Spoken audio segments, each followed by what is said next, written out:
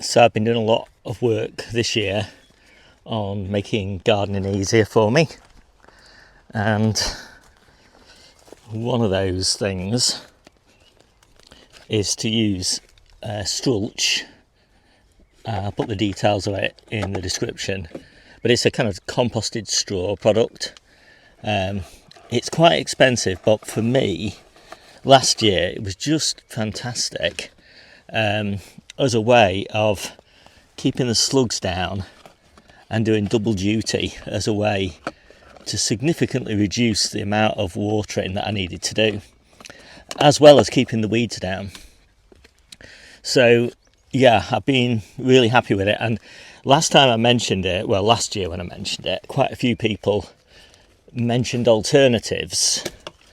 So it's worth looking for much cheaper versions of chopped straw kind of type products.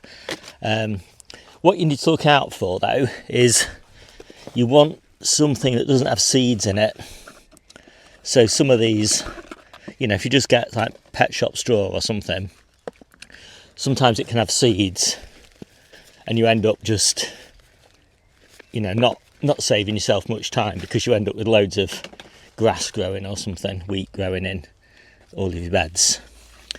But I like Strulch, and as I say, at my scale and with the amount of stuff that I'm harvesting,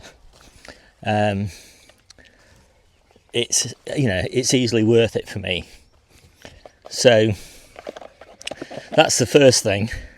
The second thing is using these halos, and I've mentioned them in a previous video, but what I really like about them again is it makes the whole kind of watering process way easier.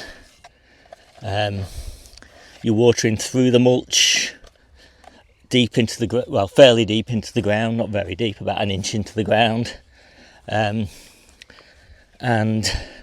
you can see exactly how much you're watering, and so that's really nice, and it delivers the water nice and slowly as well. You don't get a big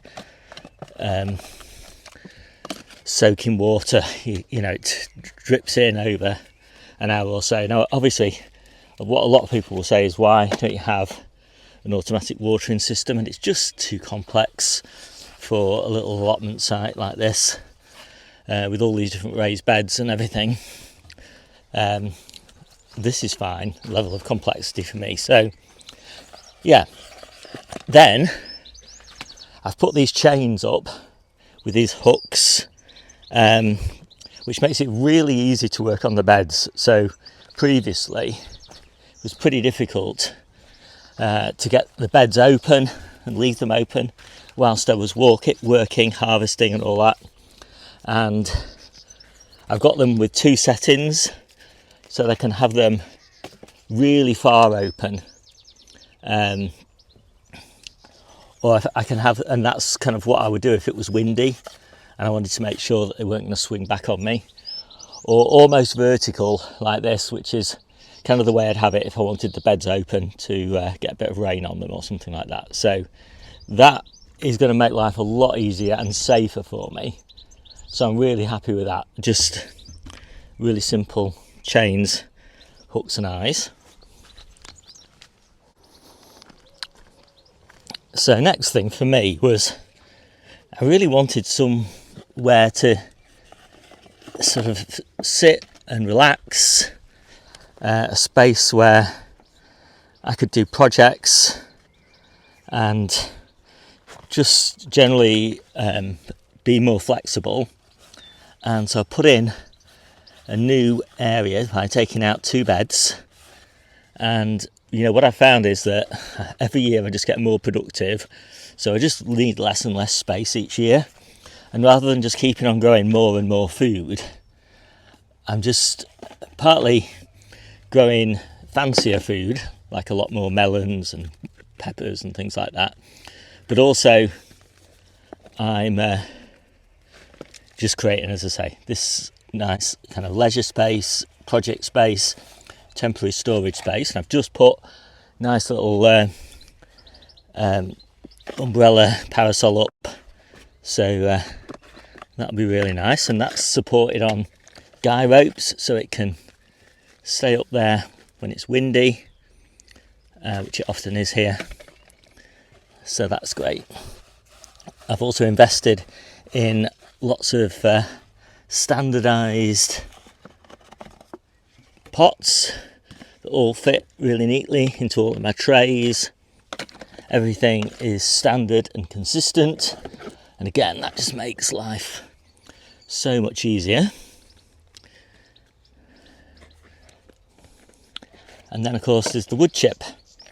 So I've doubled down on wood chip this year, thanks to the allotment committee getting a plentiful supply of wood chip, and I've invested a few days in getting the plot completely wood chipped to quite a depth really, and yeah, that's going to be really nice.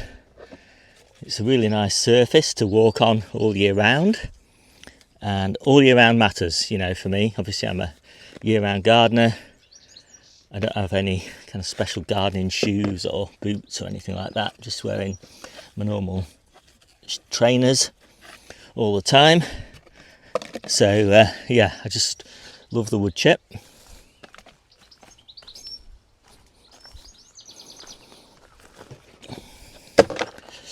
And if you're wondering what I'm doing, I'm just putting peppers in. I prepared this bed earlier in the day. It was a bit hot to plant out, so I've come back, and yeah, it's really nice to be planting out in the cooler weather.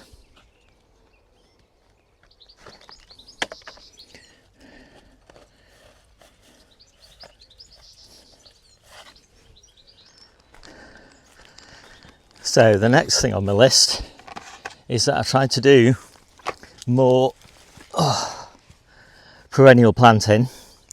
So I've got 11 trees at the moment on my plot, and I've got a perennial kale, I've got a lot of blueberries, a lot of raspberries, a lot of strawberries, and every year I put more perennials in. That makes a big difference. And even though I've taken 2 beds out here to create this sort of chill out space, project space for myself, I've still got planting. So I'm planting through the wood chip using these halos, and I've got 2 squash plants here. I'm going to have 5 tomato plants behind me, and I'm going to have beans along here. So it's going to be quite a private little sanctuary, this, and quite a nice shady spot, hopefully. So it'll probably end up being just as productive as it was before, but vertical, and that'd be nice. And where I can, I'm just going no raised beds. So for example, this is my elephant garlic bed, and it's my little tree area. I've got an apple tree, a cherry tree, and another apple tree there, but I've underplanted it here with elephant garlic, and I use this elephant garlic all the time as a leek alternative right now at this time of year, and then later on obviously as elephant garlic itself. You can see I've lots of little elephant garlic volunteer plants here. Those will be my leek harvest for next year basically. So yeah, I love planting through wood chip like this, either using the halos or just direct in the ground. It's great. And then I've converted pretty much all of my raised beds to coal frames just by the addition of a backboard and a half plank here, and that means that I can do things like have my main crop potatoes here, and even though I'm going to take those out late, sort of well into September probably, by putting a coal frame top on here, there's plenty of time to get plants in the ground for a harvest in autumn and winter. Without a coal frame top, you just wouldn't have time. The other thing, of course, is the coal frame top's great because it keeps all the leaves and seeds from this tree from absolutely swamping these beds in winter. And of course I've put mulch down over these potatoes as well to keep the snails and slugs down, because that's important for the follow-on crop. Obviously to stop green potatoes, lock some water in, and yeah, keep the weeds down. And then here's a bed of peppers that I did a few days ago, and they're coming on really nicely now. I'm really liking it in here. And this was just using reused recycled mulch, so mulch that I took out of the melon beds last year and just bagged it up and stored it in the little greenhouse, which I don't use over winter. And yeah, I mean, it's great. Hopefully it's just as functional, seems just as good condition as it was last year. Hasn't rotted down, so I think I'll get at least 3 or 4 years out of it doing it like that.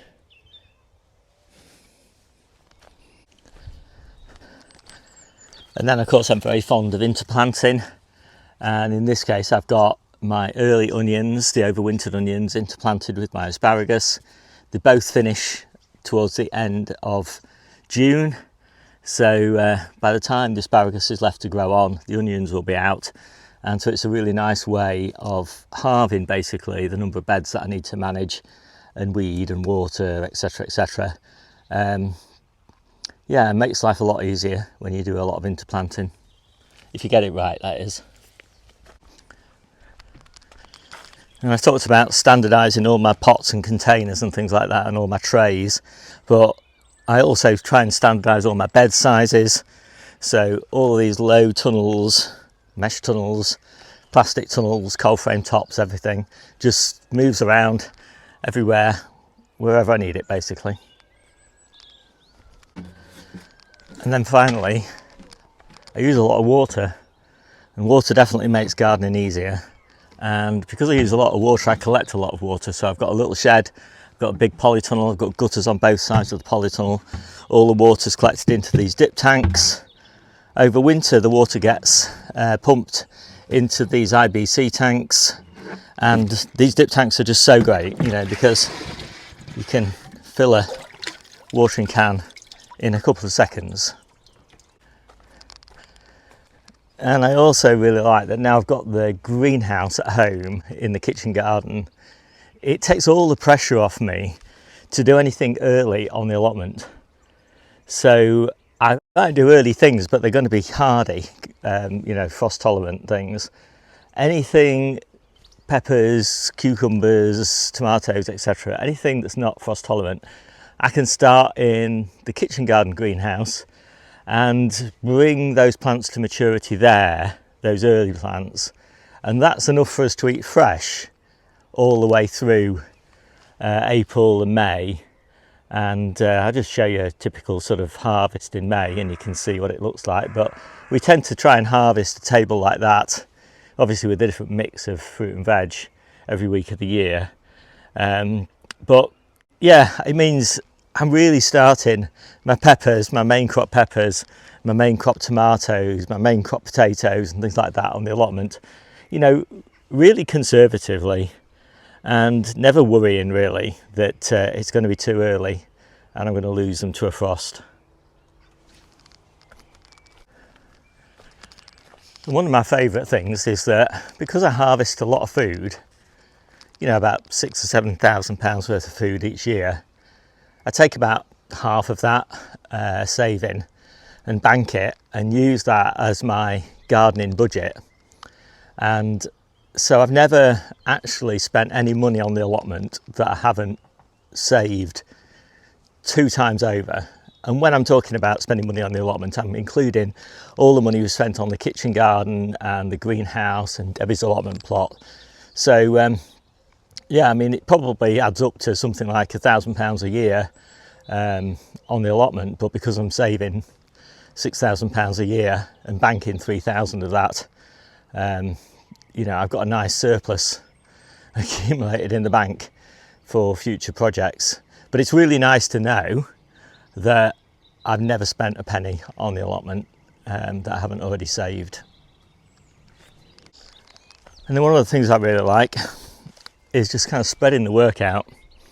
Because I work year round, garden year round, and I'm pretty busy, I tend to work on the allotment like 1 hour a day.